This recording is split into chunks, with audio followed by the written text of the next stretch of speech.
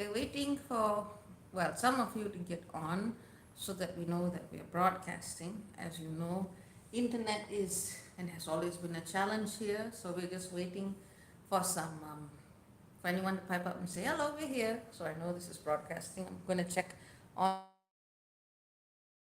laptop just in case. So make some noise if you can see this, in other words. Uh, and we can wait. Okay. Yes. So we're waiting to see if this is working, point number one, and to see if anyone is online. I see our first person. One. You don't know yet. I'm going to look on this because it's easier to look on this. As you can tell, we are not the most technological beings. This is already quite. Give me a garden. Give me a book. Connected. No, live. Okay. And we're back. We see People. four people. There we go. There we go. All right, I'm going to check on the thing here to see if it works before we get into the subject matter of today. Somebody say something in the chat. They did. Okay, they did. They did. We are live. We are live. Hello, hello, hello. And Hello. let me mute that here and let's get to it. So it's been a while since we've done a sibling special. And now the chat's come up on my brother's face, but it's okay. You don't need to see your face. It's okay. I prefer it this way. So it's been a while. I know life has been weird, but we're doing our best as always. So I figured today was a good day to do a sibling special because several things have been on my mind recently. Some of which piss me off, some of which don't. Oh, someone says that I'm so glad my cats got me up at 4:30. See, this is a cat family. So we stand in solidarity with the meows. We stand the mouse or meows. Yes. We stand in solidarity. So today we've been talking about me and my brother discuss a lot of things, and one of the things that we've been talking about are Halloween. Little family, Halloween and Christmas are really the times of year where we make an effort to go do things. It's not to say that we don't look at other festivals and whatnot, but this is what has always seemed very special. And in Asia, there are a lot of festivals. A lot. Like Chinese, Indian, Malay. Speak louder. Huh? Speak louder. Chinese, Indian, Malay. We have a lot of festivals, but even though that's not necessarily the culture that we're born into, something about Halloween and Christmas always just felt real and right for us. Yeah. Which is weird, right? But Yeah. there you go. But it wasn't commercialism. First we thought it was because in like Saturday afternoon cartoons, American culture, TV, all of that came here as well.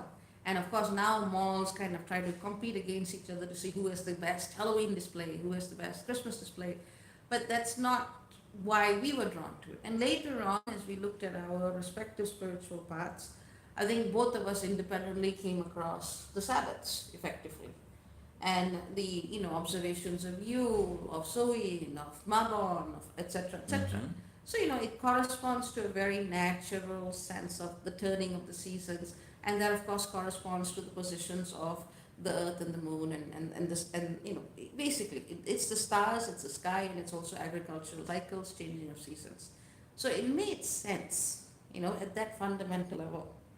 And we're not people who use television at all because we don't own one, and we definitely don't just sit around and watch things. We also don't shop very much, so our observations of changes in these energies come from looking at the actual energies themselves. And I was telling my brother the other day, it's kind of like I can't tell the difference between Yule and Samhain, between Christmas and Halloween anymore. And yes, obviously they're very different traditions on the surface. People do very different things for them. So I kind of got curious because I noticed online people were also talking about how Christmas decorations seem to be coming even earlier, and how there's proliferation of more goth culture, often I would say primarily influenced by Nightmare Before Christmas, actually occurring during Christmas time. And so there's been this popular crossover happening in the background for years and years and years. Now let me say something, because when Bai says she got interested, that means she spends the next several hours obsessively reading about a subject and looking into academic papers and various sources and asking me to also do research. She really does the research. And I didn't think she's going to talk about this because she does a lot of this. She does a lot of unique, interesting perspectives that are based in spirituality, that have academic sources that actually talk about the origins of the religion or festival or myth and how it transforms, and then she doesn't talk about it. So I'm very happy that she's actually, yeah, sharing her work because I've done a lot of research into Halloween, not so much Christmas, but Halloween, and I've never heard this one because most people cannot feel, not at the here level. Most people can feel at the heart level, maybe the gut level, but to think about it, they don't have the tools to feel the changing of energy and then think about it. They just know we are responding in certain ways. So, yeah, this is kind of an explanation for that type of feeling that's changing people's behavior right now. Okay. I mean, appreciates. Hey, hey, hey. Well, so, I got more and more interested in this because it's been a while now, and it just seems like the two holidays and the two turnings of the wheel at the same time, they seem to be blurring together more and more and more. And I'm like, what is going on here? So there's an astrological explanation, and it also ties into the mythology surrounding, why these various festivals are observed. Of course, Halloween and Christmas are the modern day equivalents, but their roots are far, far older. So, oh, and you see one little fellow Excuse me. making comments. So, if we were to look at the actual roots of Christmas, if we look at the roots of Halloween, it usually comes down to a similar theme. You're recognizing that the wheel is turning, you're recognizing that you're experiencing a different chapter. Now, you got to understand, Malaysia, which is where we are currently situated, is very close to the equator. So, we don't get the 4 season cycles, but I can tell when there's a palpable shift in the energy happening. So when we have something like Halloween, when we have something like Christmas, what we see is obviously it means it's time to be moving into the turn of the wheel where the light, the quality of light is lessening. And that applies not only at a physical perspective, especially those who are, further away from the equator, but it also applies from a metaphysical perspective.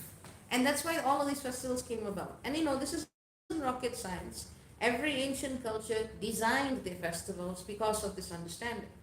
But what I found, and I'm sure other people have talked about it in other ways, I'm not claiming this is the first or whatever, but what I found is there is such blurring between the two, and I wanted to find out why. Because I kept thinking about, oh, it's going to be my birthday soon. And I'm like, wait a minute, my birthday is 3 months away. And why do I keep thinking about music and songs from this time of year? And so I started looking into it.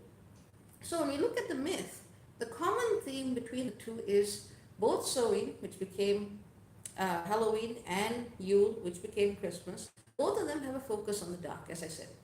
And different rituals were created that are actually quite common across different cultures to kind of negotiate their relationship with the dark in different ways. And that's what these two festivals tie in together. They are different ways of negotiating the dark. And this is where my brother came in, and I was like, okay, so I get it. You got the log, you had ancient cultures that sometimes had like 12 days of dancing so that the sun would come back. Okay, makes sense, legit. Winter solstice, that makes sense. But what about Halloween? What's that about?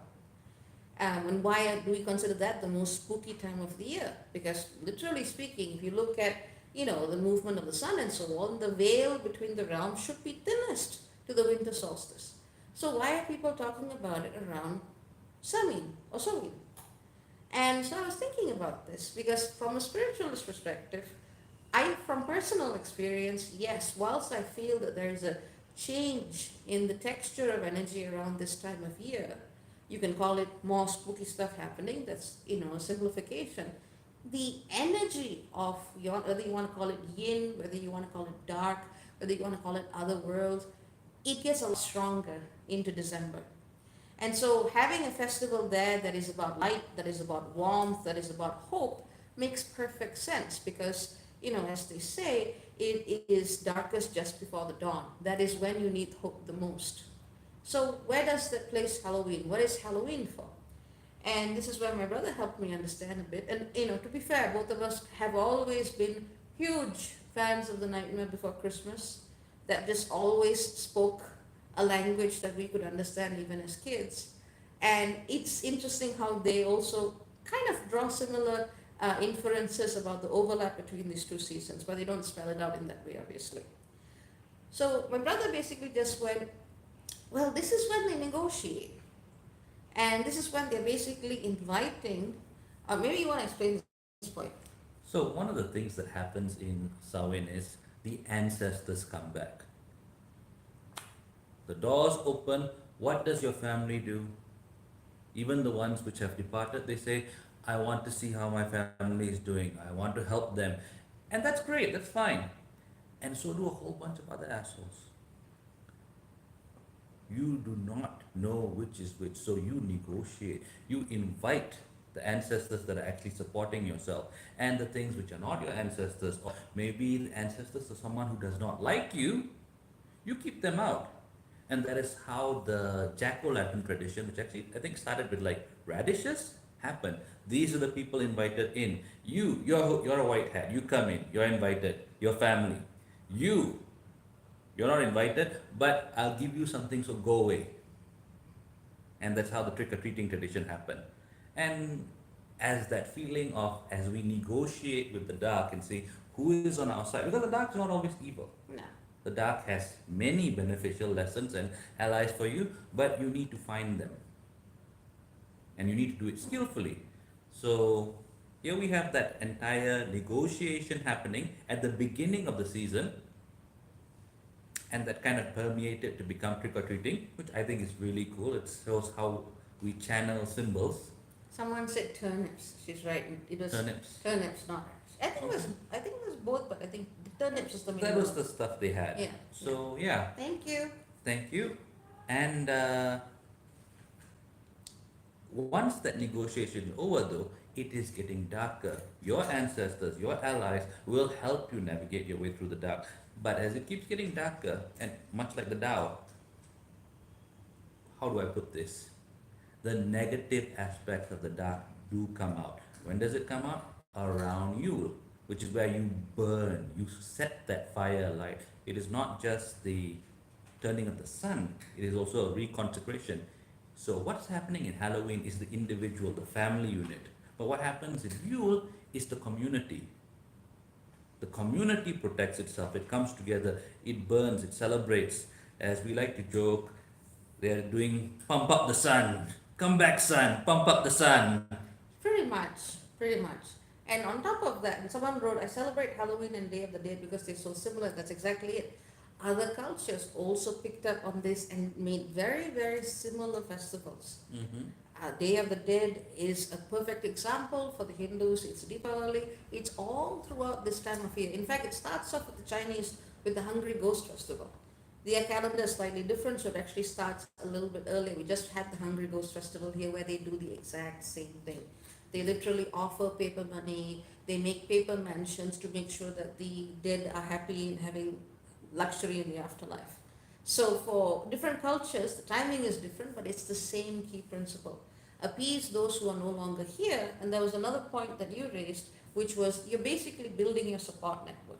Mm-hmm. Because as that quality of dark gets more and more intense, you're going to need more of that support. Mm-hmm. Which is why, which is why it needs to be celebrated as a festival.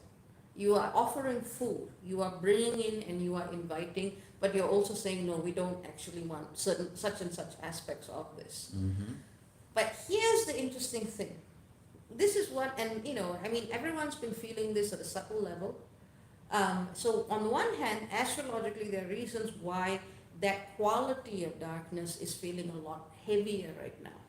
And that's because we are nearing the end, we are in the terminal stages of Pluto in Capricorn, which is of course a very, very powerful example of that concentrated quality of darkness, of the occult, the energy of ancestry moving through that sign.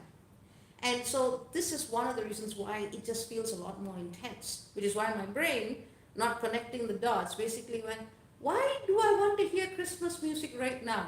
Because in a certain way, Christmas music, Yuletide carols, they are, in fact, they originated as practices for people to go around, sing songs loudly in the air, and cast away evil spirits. That was the origin of the Christmas carol. And I was like, for some reason, I was already like, why am I in this mood? Was sailing. That's the word, Yeah. was sailing. And that became the Christmas carol. So right now there is a powerful intensification of the dark. And more so than the usual Halloween charm that we both enjoy, it's more so than that. We are really needing to come together already as communities to push back that feeling of hopelessness, that feeling of despair, that feeling of, oh God, it's so dark, it's so terrible. Because astrologically, we are nowhere near the end of out of the tunnel. We're only seeing that in 2025, 2026. I can't, oops, Go ahead. I can't speak astrologically, but I don't, when Yule comes, there's supposed to be a full expansion of light and the dark starts to draw back. The dark never fully goes, but it draws back and it becomes minimal, and we have our spring, our summer, even our early autumn where people are safe, they feel loved, they feel cherished, they've had the experience with their community. We don't have that anymore. And not only that, for whatever reasons, whether it is spiritual, whether it is political, whether it's astrological, the quality of dark that sits with us even in these times of light has been more intense. So I think people are just feeling more afflicted. And that's why I feel like that's the crossing over, because Halloween has a manic type of energy to it. Whereas Christmas isn't supposed to, it's supposed to be peaceful and calm and wholesome. But I've noticed in the past few years that energy of Christmas, the way people celebrate Christmas has changed. It's started to get that type of frenetic intensity because people are already working with the no, got to burn away the dark, got to burn away the dark, without actually knowing that's what they want to do. Yeah. And I mean, I noticed it everywhere. Like we were doing the bullet, or rather, I've been doing the bullet sessions, as I mentioned, and on, in little snippets on YouTube. I've been doing the sessions, and I noticed everyone, even people I've known for years, the amount of crap that's being piled on them right now is absolutely ridiculous. And honestly, I'm looking at all of this going, geez, I expected this level of crap in about 2 to 3 years, but it's happening right now. Probably because of what Pluto is doing. So I would say this is, but what is the practical take-home message from this? Can sit down. Okay, I don't want You to know, interrupt. so what is the practical take-home message from this? I would say it's, joy and happiness and hope are our biggest beacons right now. And whatever your family does, whatever you do for Christmas, maybe not exactly the same song, take that energy, take what you usually look towards that part of the year, and bring it into the present. Take that energy and bring it into the present. Because by this point, you should already know which ancestors or occult forces are on your side at this time. You already should know this by now if you've been doing any kind of spiritual work in the past few years. So it's really a time to be generating more of that powerful force of unity and light, not necessarily light's always good, dark's always bad, no, but the kind of light that actually allows us to have a more natural experience of the passage of time on the planet. Because right now things are in critical imbalance, hence the feeling of blurring that's been happening. Heart says, You asked me what year it is. Most times I couldn't tell you. You asked me how long it's been since the pandemic. I would have to actually sit down and think about it. And that could be just me because I'm old and never had a good grasp of time. But a lot of people are having that problem, and people joke about it when they go, "Wow, this movie came out 20 years ago," and people go, "What? That can't be right. It's only five." No, that's not. Time seems out of joint, yeah. which sounds very sci-fi, but here we are. Hearts Unite asks really interesting points about the communication between these points of time. Would you say the energy is the same for locations where summer winter is opposite? Truthfully speaking, yeah, I think it should also apply. It It should. should. When I was in Australia and I came packed for summer and it was freezing cold there, I wasn't very sensitive at that time, but that quality of heaviness and isolation that was happening between people definitely seemed to echo what I felt in Ireland when I was there for roughly in October. So I can't be certain, but I think so. And Jolie says, Halloween is my birthday, yay. And Pluto transiting end of Cap for me. I appreciate your insight about negotiating the energies and building a support network. It's been a very intense couple of years. You are welcome. Mm. We are all in this together. And Yeah. I was actually telling my brother I launched my newsletter recently, and I was like reaching out to people I hadn't reached out in a long time, and I was very surprised to see a lot of people, even people who I know I had a very good connection with, very good relationship with, they were moving along, and I was like, is it something I did? Is it something I said? And I looked up some of them, and I just went, no, they chose a different path, and that is totally okay.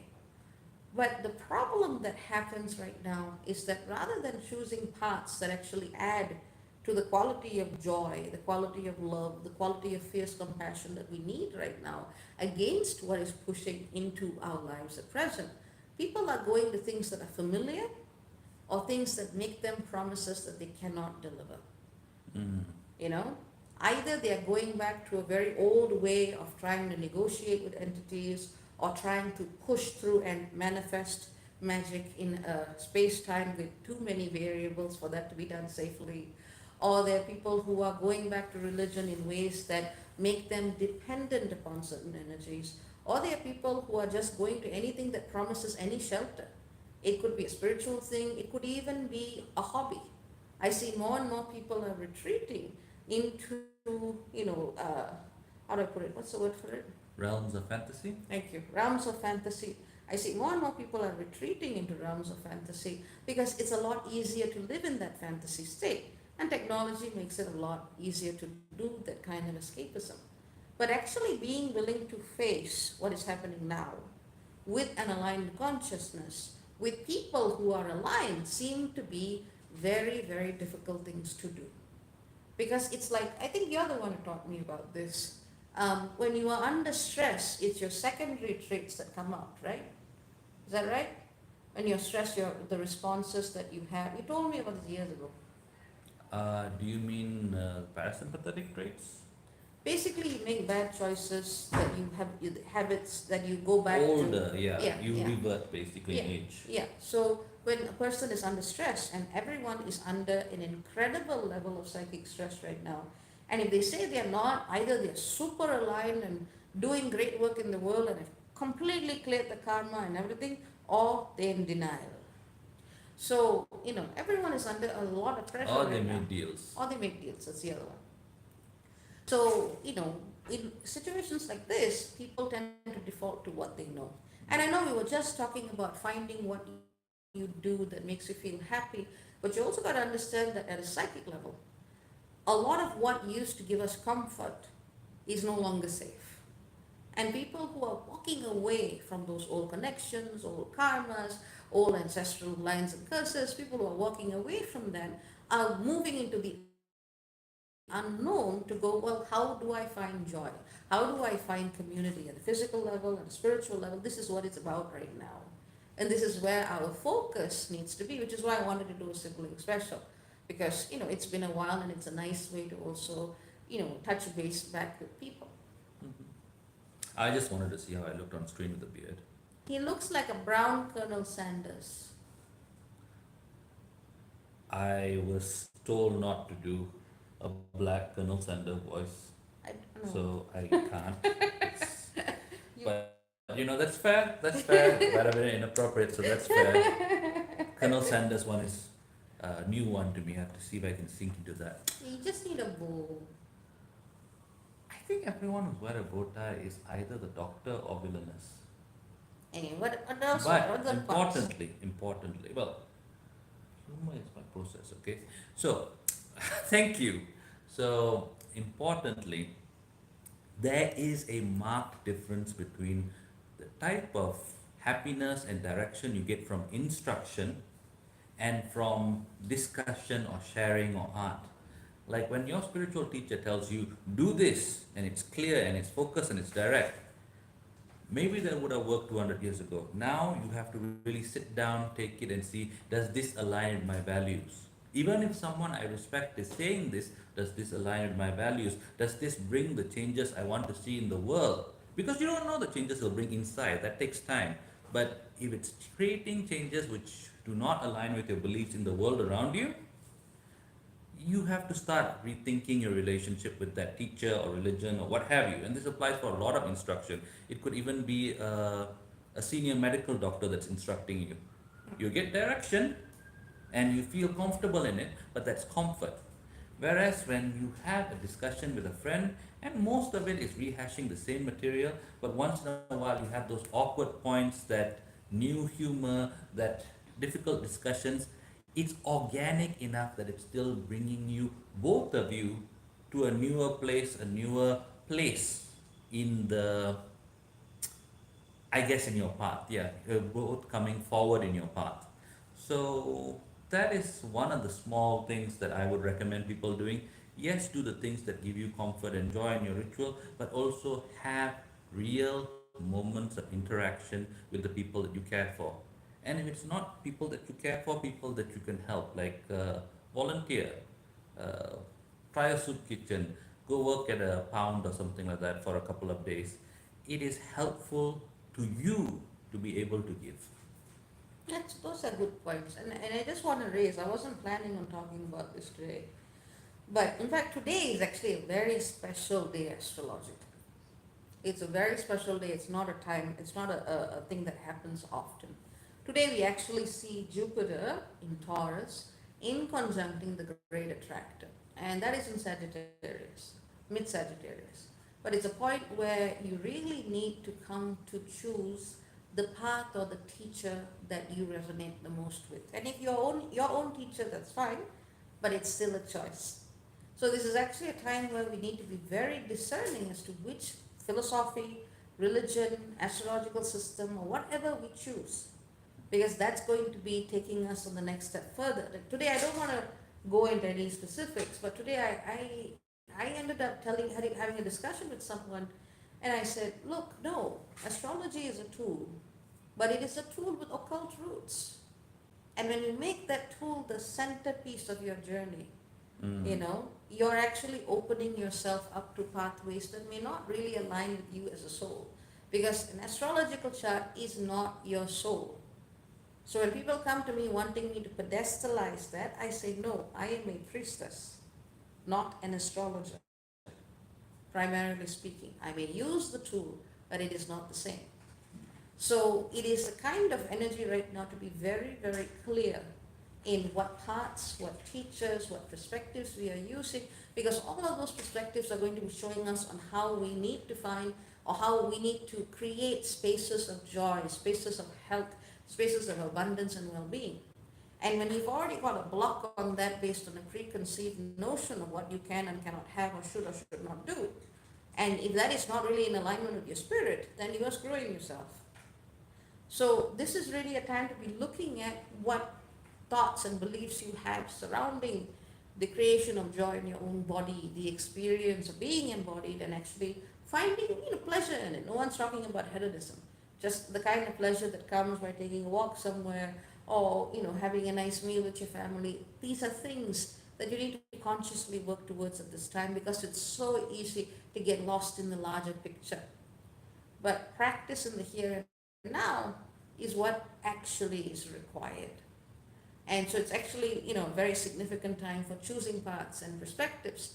And here's the thing, I don't pedestalize any path. So, I find that people who do at one point will realize this person is not for me, because she's going to tell me to question everything that my ego mind has gotten comfortable believing. Because your spirit may have a completely different perception of who you are. I give an example using astrology as a method, but it applies to religion, it applies to philosophy, it applies to any way that structures your thoughts in an organized form. there was this person who, when I was trying to reactivate my newsletter in the past, there was this person who wrote to me. And I can say this because it was not a session. And she was extremely rude to me. And she said it was a waste of time. I got the time zone mixed up. I didn't know what to do, and da da da da da. And I was uniquely arrogant. And I'm like, what is going on here? So I write to her. I said, look, this is a part of my service. I take utmost care to make sure that these details are all correctly entered. And if I'm wrong, I will of course refund you. So she gives me her place of birth, and I look it up. And me being me, I don't know if most people know this, but what is on astro.com, especially for people born in 60s, some part of the 70s, for those born in the Midwest in those decades, the time zone changes listed on astro.com are not accurate because astrological software does not actually take into account that certain states were running on different time zones. You want to go deal with the Yeah. yeah. Yeah. Yeah. So she, instead of actually appreciating the fact that someone took the time to look into this, she got extremely angry and defensive. And then when I pointed out, saying, no, all the steps were taken, this is the evidence, I cannot give you more clarity than this, there was absolute silence. And I never heard from them again. But this is why your belief system and the tools that you use are so important.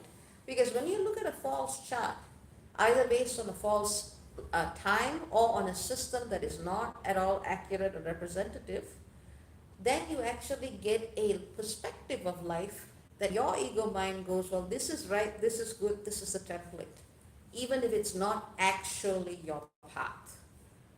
And so it becomes very, very difficult for people who have chosen to invest their emotions and create a cycle of karma based on an astrological template that was never accurate in the first place.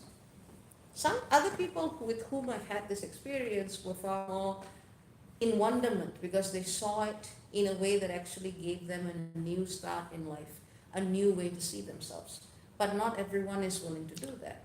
When you enjoy your incorrect astrological template, and then you realize, even if your life doesn't match it very well, at least it's something you can look up to and say, I'm special because of these stars. And then you actually see, oh no, time change. I don't have that.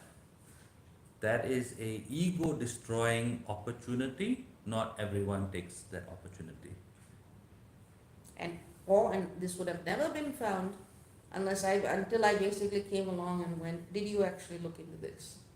And so poof, there's a perspective to let go of an entire false belief about self, but in that case it was not taken, but others did.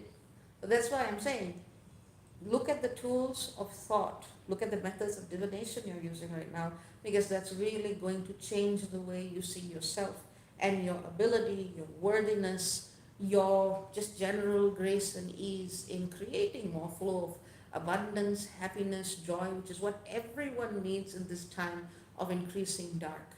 And it's very important to be looking at what perspective is most true for the spirit, not the mind. Because the truth of the mind and the truth of the spirit and the truth of the body and the truth of the heart do not always align. But that is a different discussion. But since you mentioned about looking at truth, Mhm. I figured I would say it. Anything else to add? No. Okay. Look at questions then. Let's see, does anyone have any questions or comments that you'd like us to address during the sibling special? Let us know. And we're about for a minute. So let us know if something comes up and we'll do our best to answer. Or I will make jokes about it in a way that do not hurt people's feelings. Julie says, great discussion. Thank you guys. Most Hello. welcome. I did see a few people. Let me do a shout out because we were in the middle of discussion. I saw Anne Black. Hello, fan. I saw. I've been seeing Jennifer, Jolie, El Madero, Ray, Shannon, who likes the beard, and I'm sure some of you will catch this on the replay. Now, Jennifer made a point earlier about the Pluto return in America right now, and yes, it's absolutely valid point. And that's probably why the dark is being felt so intensely there as well. It's absolutely valid point. Susan said, when you fail, you forgive yourself and take up again, grateful to catch the very tail end of this joy. Yes, yes, you have to just keep getting up and you just have to keep going. You know, 10 years ago, there could have been more space and time for sitting and wallowing in self pity, but that's not going to, we don't have time for that anymore. We're going to Yeah. be seeing an acceleration of these dynamics into 2025, 2026. So we need to have the tools, the community, the perspective that we need to get through all of this. Let's see. Shannon says, hi. I just woke up to get ready for work. Yay, perspective. But yeah, that's what I wanted to say. Do you want to add anything? Hmm. Tup, tup, tup, tup, tup. I mean, if there's any questions about Christmas or Halloween, otherwise, yeah, I think we shared a little bit. I got my sister to talk about research, the type of research she normally does, but then just kind of keeps it in her book of occult secrets and then doesn't talk about it again unless she feels like writing some academic journal about it or the recent Inanna piece video. Sometimes she shares, but sometimes just like, yeah, I found out now, I'm okay. I don't think anyone else is interested. The Enana Ereshkigal piece is a big one. That's a really powerful example of how our relationship with the dark has been co-opted by people who are too invested in believing in a false light. So if you haven't seen the video on Ereshkigal and Gestinana, the unsung heroines of the piece, watch the video because it has changed a lot of people's perspective. But I would say that's probably a wrap. I can't think of anything else more important right now. If there's any, I'm just waiting for any closing questions or comments. Almadero says that was amazing. Thank you. I actually couldn't eat for 2 days properly. I was just research. And yeah, but I was happy that got done.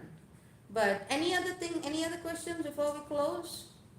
All, welcome to ask anything, but if it's all cool, then it's all cool. Yeah, all right. All right. Happy Halloween. And Merry Christmas. What a beautiful day to share with friends. Thank you. Yay. So Thank take you. care, everyone. Very many blessings to all. Thank you all for participating. And hopefully you can take this nugget of perspective and really start pumping up the sun, getting into that Pump up the sun. getting into that joy vibe that we normally wait for a few months, but gotta start now. Yeah, we don't get a chance to wait until December. We should start now. Start now. All right. Bye bye, everyone. Bye. Bye.